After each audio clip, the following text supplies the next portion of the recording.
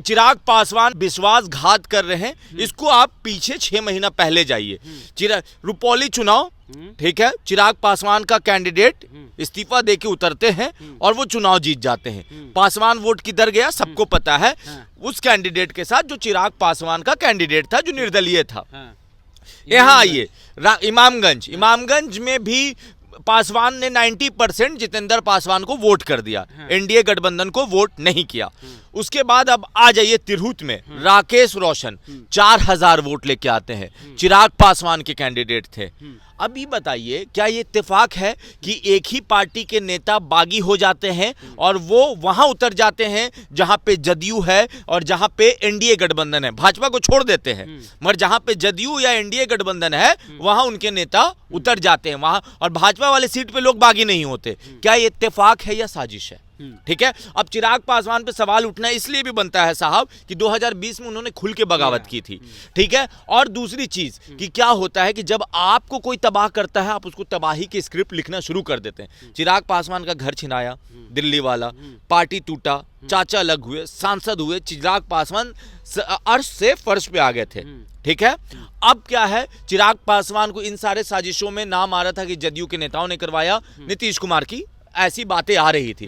क्या नीतीश कुमार को लेकर चिराग भूल गए हैं कि नीतीश कुमार ने हमको बर्बाद किया? चिराग की याददाश्त इतनी तो कमजोर नहीं है। दिलवाले मूवी में एक डायलॉग है, अजय देवगन कहते हैं कि हमें तो अपने ने लूटा, गैरों में कहाँ दम था। वही डायलॉग अब जेडीयू के जो कैंडिडेट थे तिरहुत स्नातक से, अब वो कह रहे हैं कि हमको अपनों ने लूटा, गैरों में कहाँ दम था। अभिषेक झा, कौन लूट गया उनको? देखिए, लूटने वालों के लिए लिस्ट लंबी है। अब जो इशारा है उनका, रवीना टंडन कौन है?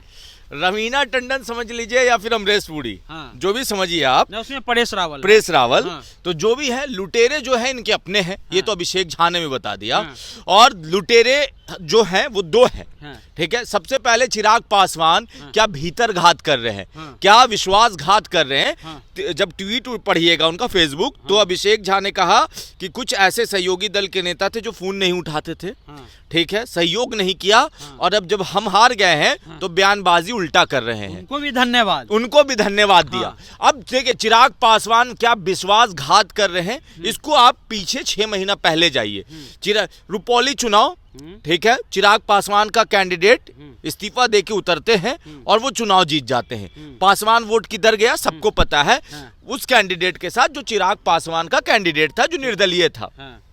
यहाँ आइए, इमामगंज में भी पासवान ने 90% जितेंद्र पासवान को वोट कर दिया, एनडीए गठबंधन को वोट नहीं किया। उसके बाद अब आ जाइए तिरहुत में, राकेश रोशन 4000 वोट लेके आते हैं, चिराग पासवान के कैंडिडेट थे। अभी बताइए, क्या ये इत्तेफाक है कि एक ही पार्टी के नेता बागी हो जाते हैं और वो वहां उतर जाते हैं जहां पे जदयू है और जहां पे एनडीए गठबंधन है, भाजपा को छोड़ देते हैं, मगर जहां पे जदयू या एनडीए गठबंधन है वहां उनके नेता उतर जाते हैं वहां, और भाजपा वाले सीट पे लोग बागी नहीं होते। क्या ये इत्तेफाक है या साजिश है?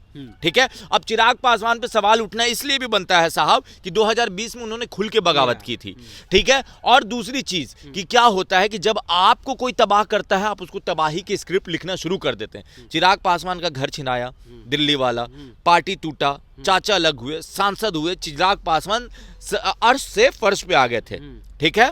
अब क्या है, चिराग पासवान को इन सारे साजिशों में नाम आ रहा था कि जदयू के नेताओं ने करवाया, नीतीश कुमार की ऐसी बातें आ रही थी। क्या नीतीश कुमार को लेकर चिराग भूल गए हैं कि नीतीश कुमार ने हमको बर्बाद किया? चिराग की याददाश्त इतनी तो कमजोर नहीं है, उनको सब याद है।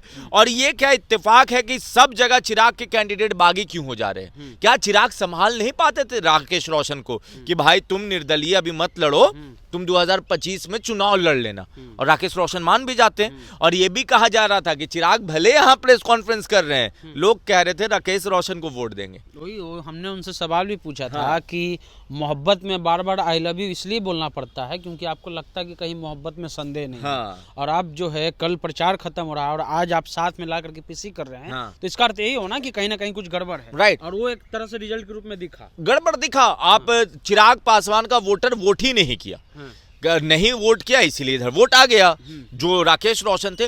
मगर चिराग ऐसा साजिश क्यों रच रहे हैं? अब सवाल ये कि चिराग की अकेले इतनी हैसियत है कि वो नीतीश कुमार को बर्बाद कर दें? जवाब आप मंथन कीजिएगा तो ना आएगा। चिराग पासवान अब उस स्टेज में नहीं है कि वो बिना किसी के उसकाए हुए, बिना किसी के सजेशन पे ये काम करने जाए।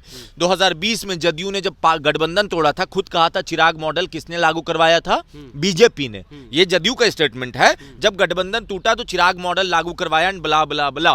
क्या अब बीजेपी भी साजिश कर रही है? लेकिन ये सवाल भी तो होगा ना, पॉजिटिव वे में ये होगा कि मुख्यमंत्री जी चिराग का जब कार्यालय मिलता है तो वहाँ खुद पहुँचते हैं।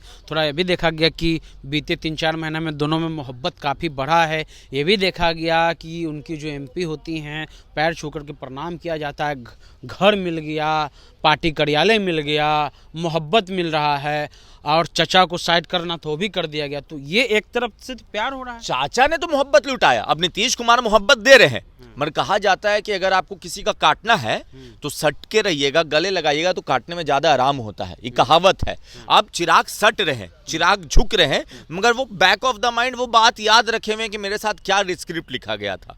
ठीक है, क्यों नहीं भाजपा का 2 सीट उपचुनाव उठाइए, क्यों नहीं भाजपा के दोनों उपचुनाव वाले सीट पे कोई चिराग का कैंडिडेट बागी हुआ? लेकिन मांझी जी के भी लोग भी तो कह रहे हैं, अब उन्होंने भी कहा कि चिराग हमारे साथ थे, उनके वोटर यही कह रहे थे कि चिराग साथ थे।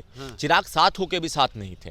ठीक है, सिंपल सा लाइन समझिए, चिराग साथ होके भी साथ नहीं थे, और चिराग जल कहीं और रहा था, और चिराग बुझ रहा था एनडीए में, खासकर नीतीश कुमार को लेके। अब अभिषेक झा ने किसके लिए लिखा?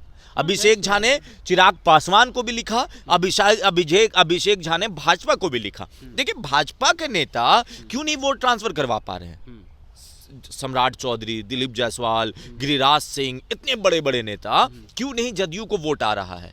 क्यों अभिषेक झा को ब्राह्मण वोट नहीं मिला? संजय झा 5000 वोट लेके आ गए, तो क्यों ब्राह्मण वोट नहीं मिला? क्यों विनायक गौतम को 12400 वोट प्लस मिल गया, और क्यों वो भूमियार वोट अभिषेक झा को नहीं मिला? भूमियार वोट किसका माना जाता है? भाजपा। ब्राह्मण वोट किसका माना जाता है? भाजपा। राजपूत वोट किसका माना जाता है? भाजपा। तो ब्राह्मण, राजपूत और भूमियार समाज का वोट क्यों नहीं मिला? क्या भाजपा में कैपेबिलिटी नहीं है कि वोट ट्रांसफर करवा पाए? काबिलियत तो है ही है, मगर कोशिश नहीं है। और ईमानदारी, देखिए, ये गठबंधन में नीतीश कुमार को तबाह करने की साजिश रची जा रही है अब, और अंदर अंदर ये बात चल भी रही है। आज अभिषेक झा ने थोड़ा खुल के लिखा है, बागी नेता भी खुल के बोल रहे हैं। चलिए, तो जिसके यहाँ चूता है वही छाता है। अभी अभिषेक झा को चूहा है इसलिए वो छा रहे हैं। हालांकि 4 दिन पहले जब हम उनका इंटरव्यू लिए थे और हमने उनसे पूछा था कि क्या कोई प्रॉब्लम है आपको वहाँ पर, तो उन्होंने कहा कि ऐसा कोई प्रॉब्लम नहीं है। प्रॉब्लम था, समस्या है कि आपके अंदर अगर हाथ में घाव है तो आपको बताना पड़ेगा, फिर जब आपका हाथ गल जाएगा तो उसका कोई उपाय नहीं है। अगर ये बात पहले वो बताते कि विश्वासघात किया जा रहा है, भीतरघात किया जा रहा है, तो रिजल्ट कुछ और होता। जो भी अपडेट है आपको बताते रहेंगे। द इंटरव्यू इंडिया पर आप बने रहिए।